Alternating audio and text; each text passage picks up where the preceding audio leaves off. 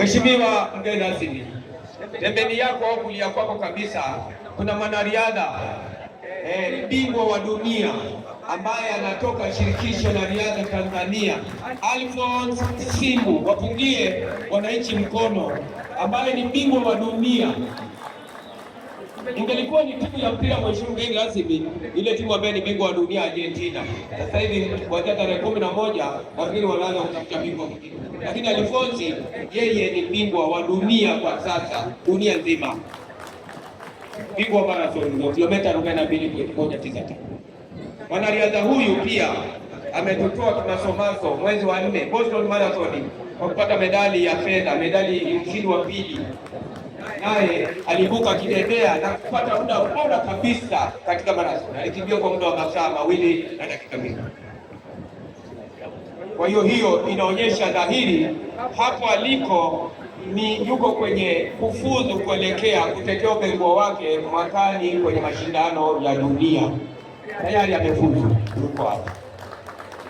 Na wengine wengi ambao nakwambia kwamba wako kabini na tunaendelea kuandaa qualification au kufuzu, bado muda wake haujaisha. Basi wanariadha tunawatuma kwenye mataifa mbalimbali kwenda kujipima na hatimaye kufuzu, ili kundi kubwa la wanariadha waweze kufuzu.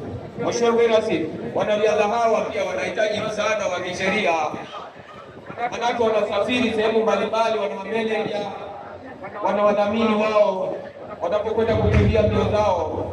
Msaada wa kisheria unahitajika kwa wanariadha wetu wa taifa la Jamhuri ya Muungano wa Tanzania, ambaye Mheshimiwa Rais wetu mpendwa Mama Samia Suluhu Daktari, ambaye yeye ameipa kipaumbele sana michezo, na ndio unaona kwamba mara nyingine anatoa hela kwenye goli peke yake. Mheshimiwa Rais wetu anatoa pesa. Hiyo ni changamoto na kuonyesha kwamba ni chachu ya kwamba wachezaji waendelee kufanya vizuri, na inawezekana vizuri na vizuri zaidi, kama tunavyoona kwamba mwaka huu tuna mashindano ya Jumuiya ya Madola ambayo yatafanyika mwezi wa 7.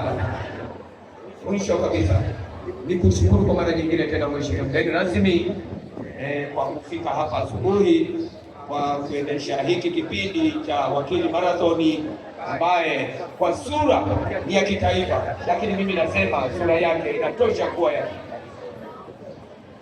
Asante sana Mheshimiwa mgeni rasmi, naomba kuishia hapa.